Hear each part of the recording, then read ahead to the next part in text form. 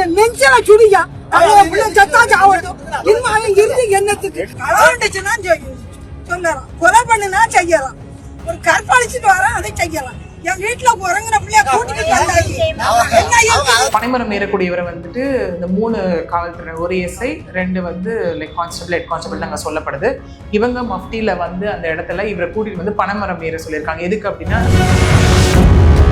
Hospital admit பண்ணப்பட்ட மணிகண்டன் அவர்கள் சொல்லும் போது எங்க உண்மை தெரிய வருது. அதனை தொடர்ந்து அவங்க அண்ணன் பொண்ணு வந்து போய் கம்ப்ளைண்ட்டும் ரெஜிஸ்டர் பண்ணிருக்காங்க. அவங்க சொன்ன ஒரு வாக்குமூலம் என்னவா இருக்கு அப்படின்னா, ஃபர்ஸ்ட் குண்ட்ல நான் சேரி சுடாதீங்கன்னு சொல்லியிருக்கேன், ரெண்டாவதுல ஜஸ்ட் மிஸ் என் கால கீழே போயிருக்கணும். இன்னைக்கு கேஸ் ரெஜிஸ்டர் பண்ணப்பட்டிருக்கு. ஓகே, ஒரு வேளை கேஸ் ரெஜிஸ்டர் பண்ணப்பட்டு இவர் அரெஸ்ட், அதுக்கப்புறம் கேஸ் வந்து போச்சுன்னா குறைஞ்சபட்ச தண்டனையாக என்னன்னா அவர் வந்து ரவுடிகளை எச்சரிச்சு வந்து ஒரு ஆடியோ பேசணும். அந்த ஆடியோ வந்து வைரல் ஆச்சு. அதுக்கப்புறம் தான் என்னன்னா என்ன சொல்லப்படுதுன்னா, ஃபேஸ்புக்ல மிரட்டுறான், வாட்ஸ்அப்ல மிரட்டுறான், வெட்டிடுவாங்க, குத்திடுவாங்க, ஆனா ஒருத்தர் வர மாட்டேங்க. அதான் எனக்கு ஆச்சரியமா இருக்கு. நேர்ல வரும். இன்னைக்கு நீங்க வந்து என்ன வேணா எடுத்துக்கோங்களேன், அந்த ஒரு என்ன பொசிஷன் எந்த இது போனாலுமே அங்க ஜாதி அப்படிங்கிற ஒரு விஷயம் வந்து யூனிட் ஆயிடுவாங்க.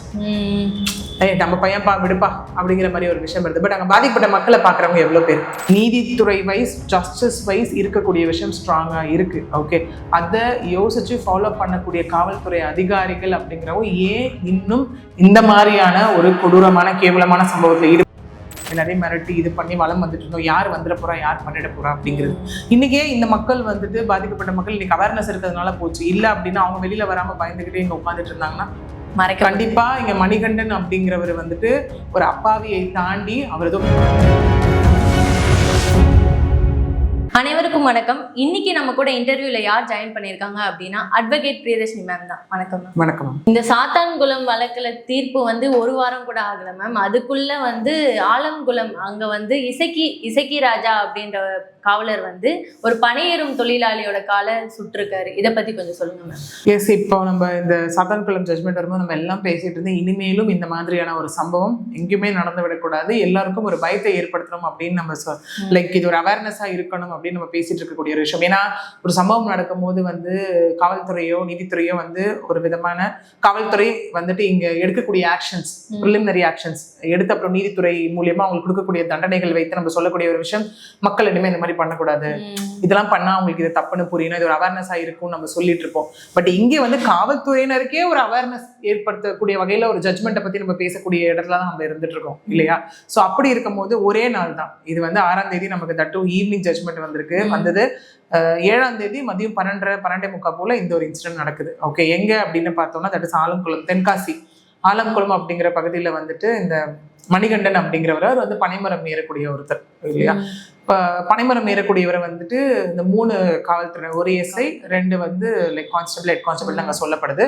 இவங்க மஃப்டியில வந்து அந்த இடத்துல இவரை கூட்டிட்டு வந்து பனைமரம் ஏற சொல்லியிருக்காங்க. எதுக்கு அப்படின்னா அது என்ன கல்லு கட்டி தொங்க விட்டுருக்கியா, ஸோ அது கல்லா நாங்கள் பார்க்கணும், நீ ஏறு அப்படின்னு சொல்லி வந்து ஏற சொல்லியிருக்காங்க. ஏறினவரை மேலே அவர் ஏறிட்டு இருக்கும் போது ரொம்ப அசிங்கமா பேசியிருக்காங்க. கூடவே இவர் வந்து கூட அவருடைய அண்ணன் பொண்ணை வந்து கூட்டிட்டு போயிருக்காரு. ஓகே, கூட்டிட்டு போகும்போது அந்த பொண்ணையும் ரொம்ப அசிங்கமா பேசி, அவங்க குடும்பத்தையும் ரொம்ப பேசி, அந்த பொண்ணு அங்க வந்து கத்தி அலறல் போட்டு, அவங்க தாத்தா வந்து மணிகண்டன் அவருடைய அப்பா அங்க வந்திருக்காரு, அவங்களையும் அசிங்கமா பேசி ஒட்டுமொத்த குடும்பத்தையும் பொய் கேஸ் போட்டு உள்ள வச்சிருவேன்னு சொல்லி அவர்களுடைய லைக் ரொம்ப தகாத வார்த்தைகளால பேசி, சமூகம் பெயரை சொல்லி, இந்த மாதிரி எல்லாம் சொல்லி அங்க வந்துட்டு ரொம்ப அசிங்கப்படுத்திருக்காங்க அந்த இடத்துல. ஓகே, சரி, இங்க என்ன அப்படின்னா இது எல்லாத்துக்கும் முதல்ல இந்த மாதிரி அசிங்கப்படுத்தி பேசுறதுக்கே காவல்துறை அதிகாரிகளுக்கு உரிமை இருக்கான்னு கேட்டா கண்டிப்பா கிடையாது.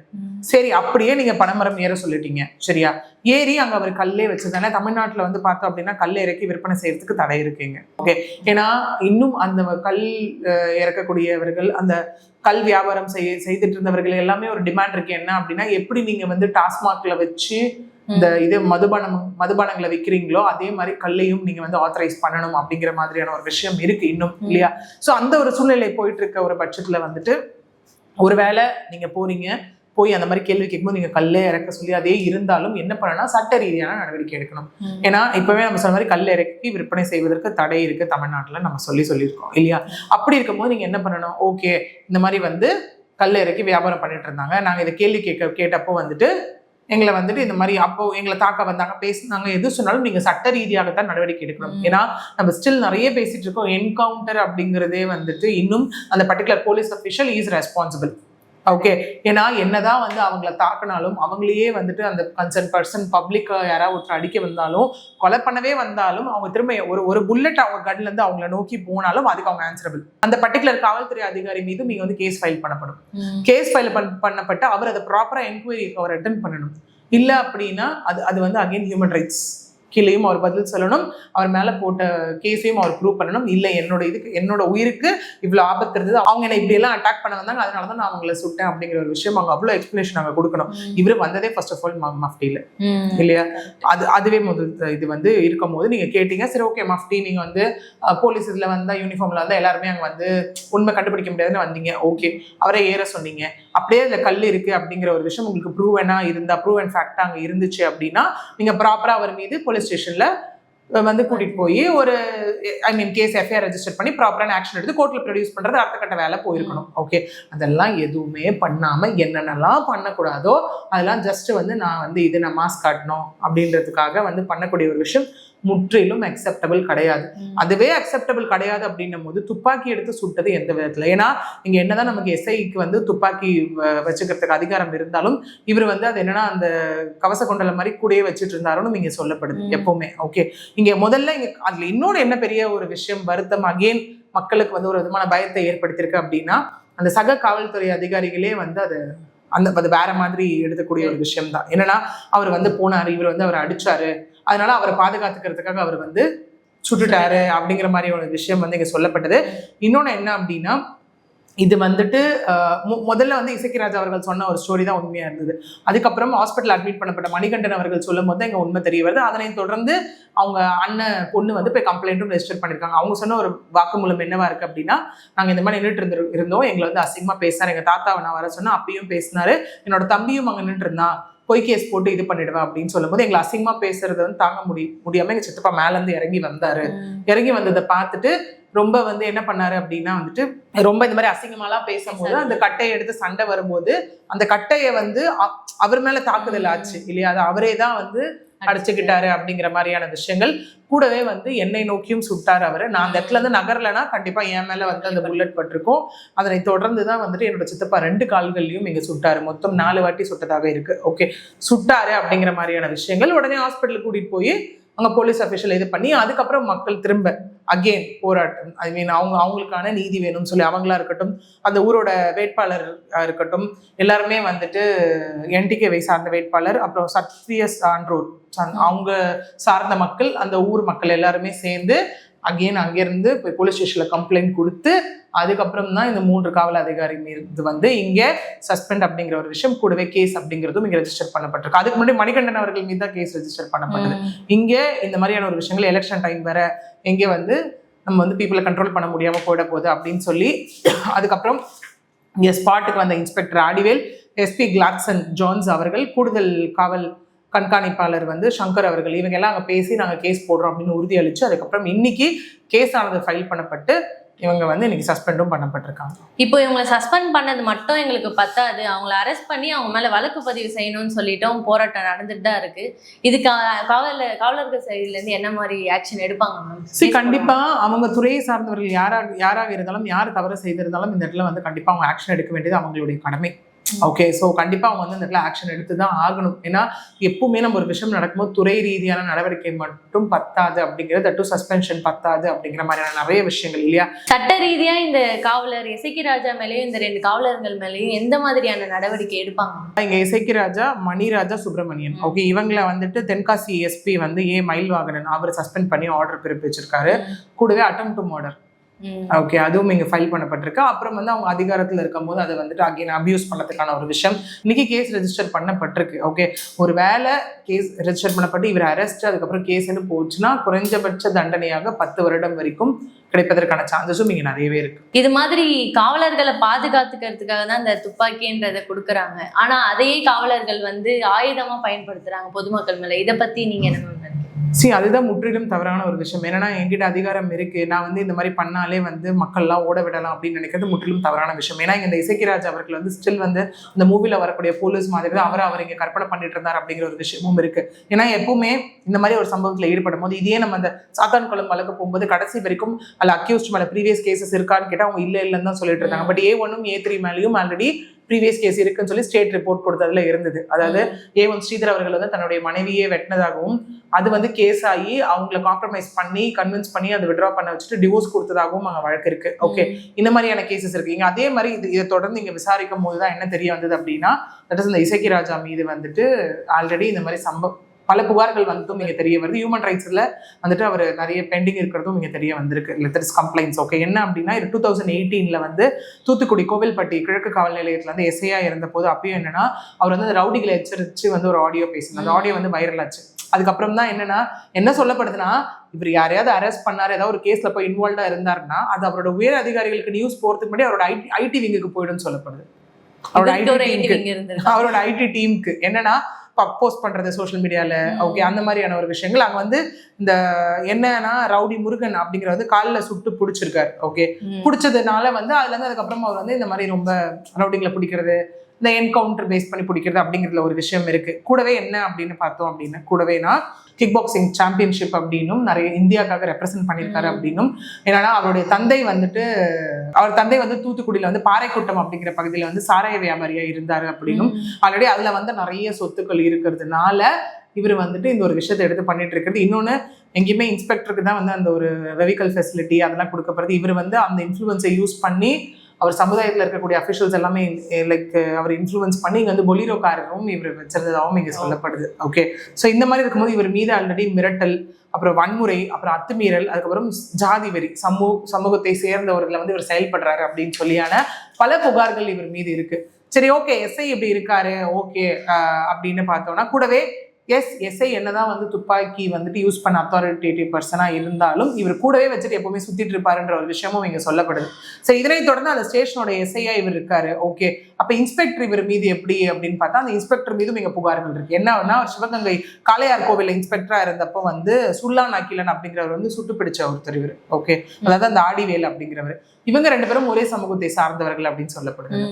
அதனால இவரை இன்ஃப்ளூயன்ஸ் பண்ணி வச்சிருந்தாரு அப்படிங்கிற மாதிரியான விஷயங்கள் எல்லாமே இவர் மீதும் இந்த ஹியூமன் ரைட்ஸ்ல நிறைய கம்ப்ளைண்ட்ஸ் வந்து இங்க லைக் பெண்டிங்ல இருக்கு. அது வந்து அவர் அட்டென்ட் பண்ணிட்டு இருக்காரு அப்படிங்கிற ஒரு விஷயமும் இங்க இருக்கு. ஓகே, இங்க என்ன அப்படின்னா திரும்ப திரும்ப அந்த சமூகத்தை சார்ந்து ஒரு விஷயமா தான் இது இப்ப நமக்கு வந்து வெளியில வந்திருக்கு. மேபி இதுக்கப்புறம் இன்னும் விசாரணையில வந்து இல்ல இவர் வந்து அவங்களை வந்து ஜாதி ரீதியாக திட்டினாரா, என்ன சொல்லி அவர் திட்டினாரு, இன்னும் என்ன மாதிரியான விஷயங்களை அவர் இன்வால்வ் ஆயிருக்காரு அப்படிங்கறது எல்லாமே வச்சு அகெயின் அதோட கான்சிக்வன்சஸையும் அவர் ஃபேஸ் பண்ற மாதிரி இருக்கும்.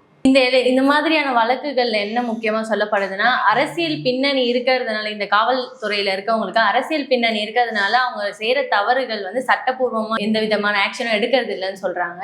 அப்படி பார்த்தா அரசியல் சட்டத்தை கட்டி போடுதுன்ற மாதிரி இருக்கு மேம். அது அப்படிலாம் கிடையவே கிடையாது. அரசியல் வந்து சட்டத்தை கட்டி போடுது அப்படின்னா எவ்வளவோ அரசியல்வாதிகளும் இன்னைக்கு வந்துட்டு பிரசன்ட் சிட்டிங் பொசிஷன்ல இருக்கும் போதே வந்துட்டு அவங்க வந்து குற்றவாளிகள் அப்படின்னு நிரூபிக்கப்பட்டு அவங்க லைக் போயிட்டு ஜெயிலில் இருந்துட்டு இம்ப்ரிசன்மெண்ட் பீரியடு, பெனால்ட்டி எல்லாமே கொடுக்கப்படுது இல்லையா? ஏன்னா நம்ம திரும்ப சொல்ற ஒரு விஷயம், லா is equal for every one. Okay, அது ஈக்குவல் ப்ரொடெக்ஷன் ஆஃப் லா. அப்படி இருக்கும்போது அது ஒரு காவல்துறை அதிகாரிகளே செய்தாலும் சரி, இல்லை வந்துட்டு எந்த ஒரு அரசியல்வாதிகள் செய்தாலும் சரி, ஒரு காமன் மேனுக்கு என்ன ஒரு விஷயம் கிடைக்கப்படுதோ அதே ஒரு விஷயம் தான் எவ்வளோ பெரிய பதவி, லைக் அதிகாரம், ஒரு பணம் எல்லாமே வைத்திருந்தாலும் இன்ஃப்ளூயன்ஷியலான பர்சனாக இருந்தாலும் அவங்களுக்கு கிடைக்கக்கூடிய ஒரு விஷயமா தான் இருக்கு. இங்க மெயினாக ஒரு விஷயத்துல சொல்லக்கூடியது என்ன அப்படின்னா, டிபார்ட்மெண்ட்ல இருக்கக்கூடிய அவர் சமூகத்தை சார்ந்தவர்கள் வைத்து அவர் இதெல்லாம் பண்ணிக்கிட்டு இருந்தாரு அப்படின்னு இங்க சொல்லப்படுது. ஏன்னா இன்னைக்கு நீங்க வந்து என்ன வேணா எடுத்துக்கோங்களேன், அந்த ஒரு என்ன பொசிஷன் எந்த இது போனாலுமே அங்க ஜாதி அப்படிங்கிற ஒரு விஷயம் தான் யூனிட் ஆயிடுவாங்க. நம்ம பையன்பா விடுப்பா அப்படிங்கிற மாதிரி ஒரு விஷயம் வருது. பட் அங்க பாதிக்கப்பட்ட மக்களை பாக்குறவங்க எவ்வளவு பேர்? அது பார்க்காததுனாலதான் இன்னைக்கு இவர் வந்துட்டு ஒரு ஹீரோ அப்படிங்கிற மாதிரி ஒரு விஷயத்த வந்து இன்னைக்கு இவர் சுத்திக்கிட்டு இருந்த ஒரு விஷயம் இருக்கு. ஓகே, அதனால இவர் வந்து இங்க விடுவிக்கப்படுவாரா, இல்ல அந்த சமூக ஒரு இன்ஃப்ளூயன்ஸை யூஸ் பண்ணி அவரால் தப்பிக்க முடியுமான்னு கேட்டா கண்டிப்பா தப்பிக்கவே முடியாது. ஓகே, அது வந்து யாராக இருந்தாலும் தவறு செய்தால் அது நிரூபணமாகும் பட்சத்தில் அவர்களுக்கான தண்டனை என்பது உறுதியான ஒரு விஷயம். இந்த போராட்டம் நடக்கிறப்போ அங்க வந்து திருநெல்வேலி எம்பி வந்து இந்த கேஸை பத்தி கேட்கலாம்னு சொல்லிட்டு தென்காசி சப் கலெக்டருக்கு கால் பண்ணி கேட்டிருக்காரு. அப்படி ஒரு சம்பவம் நடந்திருக்கா அப்படின்ற மாதிரி அவங்க கேட்டிருக்கு. இது வந்து ஒரு அதிர்ச்சியா இருக்கு மேம். ஒரு சப் கலெக்டருக்கே இந்த விஷயம் தெரியலையா அப்படின்ற மாதிரி. இந்த மாதிரி நிறைய இடத்துல நடக்கக்கூடிய ஒரு விஷயம் தான் இல்லையா? ஏன்னா நடக்கும் போது கேட்கும் போது அப்படி ஒரு விஷயம் நடந்திருக்கா இதுன்னு சொல்லி அது ப்ரிலிமினரியா வந்து அவங்க இது அவாய்ட் பண்ணக்கூடிய ஒரு விஷயமா கூட அந்த இடத்துல இருக்கலாம். ஓகே இல்லையா? ஏன்னா ஸ்டார்டிங்ல என்ன சொன்னாங்க அப்படிங்கிறது நமக்கு இன்னும் ஃபுல் கான்வர்சேஷன் அதை பத்தி நமக்கு தெரிய வரல. இந்த ஒரு விஷயம் தான் நமக்கு தெரிய வந்திருக்கு. பட் அது அங்க வந்து என்ன மாதிரியான கான்வர்சேஷன் நடந்தது அப்படிங்கிற ஒரு விஷயம், அதை தாண்டி இந்த மாதிரி ஒரு சம்பவம் நடந்ததான்னு சொல்லி, அதாவது நடந்து ரொம்ப மணி நேரம் ஆனதுக்கு அப்புறம் அவர் கேட்டிருந்தாரு அப்படின்னா வந்துட்டு அது லைக் அந்த மாதிரியான ஒரு அறியாமை ஃபேக்டர்ல யாருமே இருக்கக்கூடாதுங்க அப்படிங்கிறத விஷயம் இல்லையா. ஏன்னா ஒரு பர்டிகுலர் டிஸ்ட்ரிக்ட்ல என்ன நடந்தாலும் தட் இஸ் அங்கே எஸ்பி ஆர் கமிஷனர் அப்படின்னு போகும்போது அடுத்தது கண்டிப்பா அந்த கலெக்டர் லைக் சப் கலெக்டர் அந்த மாதிரி ஒரு இதுல இருக்கக்கூடியவங்க கண்டிப்பா அவங்களுக்கு தெரிஞ்சு இருக்கணும் இந்த இடத்துல இல்லையா. ஸோ அந்த மாதிரி இல்லை அப்படிங்கிற ஒரு இர்ரெஸ்பான்சிபிளான ஒரு விஷயம் வந்து கண்டிப்பா ஏத்துக்கவே முடியாத ஒரு விஷயம் தான். இந்த இசக்கி ராஜாவோட மோட்டிவ் என்ன வேணா இருக்கலாம் மேம். ஆனா இந்த பனையேறும் தொழிலாளி, ஏன்னா அவர் தான் அவங்க வீட்டுக்கான சோர்ஸ் ஆஃப் இன்கமாவே இருந்திருப்பாரு. அவரோட 2 கால்களையும் சுட்டிருக்காரு. இப்போ அவரோட ஃபியூச்சர் என்னவா இருக்கும் மேம்? இன்னொன்னு இங்க பார்த்தோம் அப்படின்னா அவங்க என்ன ஏதாவது ஒரு குற்ற சம்பவத்துல ஈடுபட்டவங்களா யாரா அப்படின்னு பார்த்தா ஹாபிச்சுவல் அஃபெண்டரே இந்த மாதிரி பண்ணக்கூடாதுன்ற ஒரு விஷயம் இருக்கு. ஓகே, ஸோ அப்படி இருக்கும்போது இவர் ஒரு அப்பாவி அகேன் ஒரு ஏன்னா இங்க யோசிச்சு பாருங்களா, ஒரு போலீஸ் அஃபிஷியல் வந்து இது பண்ணும்போது அப்பாவி மக்களை நோக்கி அவர்கள் வைக்கக்கூடிய தாக்குதல்கள் வந்து அங்கங்க நடந்துகிட்டு தான் இருக்கு திரும்ப திரும்ப இல்லையா. ஸோ இங்க எஸ் அஸ் ஒரு பர்சன் எப்படி வந்து நம்ம சாத்தான்குளம் கேஸ்ல வந்து ஒரு குடும்பத்தோட ஆணி வேறையே புடுங்கிட்டாங்க அப்படிங்கிற ஒரு விஷயம் இருக்கும். இங்கே அதே மாதிரி விஷயம் தான் இருக்கு. நாளைக்கு அந்த சின்ன பொண்ணை பார்த்து 17 வயது சிறுமியை பார்த்து சுட போன விஷயம், இவரை பார்த்து சுட போன விஷயம் வேற எங்கேயே பட்டிருந்தா உயிரே போயிருக்கும்ல. அந்த இடத்துல லெத்தாஜிக்கா அதே மாதிரி வந்து இருந்திருக்க முடியாது இல்ல. நாளைக்கு அது இன்னொரு சாத்தான்குளம் வழக்காகவும் இன்னொரு அஜித் ஒரு ஆகாஷ் கேஸாகவும் நாளைக்கு அது கண்டிப்பா மாறி இருக்கும். ஓகே, பட் நம்ம நினைச்சோம் சாத்தான்குளம் வழக்கு அப்படிங்கிறது ஒரு எண்ட் கார்டா இருக்கும் அப்படிங்கிறது. பட் நீதித்துறை வைஸ் ஜஸ்டிஸ் வைஸ் இருக்கக்கூடிய விஷயம் ஸ்ட்ராங்கா இருக்கு. ஓகே, அதை யோசிச்சு ஃபாலோ பண்ணக்கூடிய காவல்துறை அதிகாரிகள் அப்படிங்கிறவங்க ஏன் இன்னும் இந்த மாதிரியான ஒரு கொடூரமான கேவலமான சம்பவத்தில் ஈடுபட்டு இருக்காங்க அப்படிங்கிறது தான் still it is an ongoing question public இந்த இடத்துல இல்லையா. இங்கேயும் அதுதான் சரி, அவர் சுட்டுட்டே வச்சுட்டு அவருக்கு எவ்வளவு ஒரு காம்பன்சேஷன் கொடுத்தாலும் கண்டிப்பா பத்தாத ஒரு விஷயம் தான்.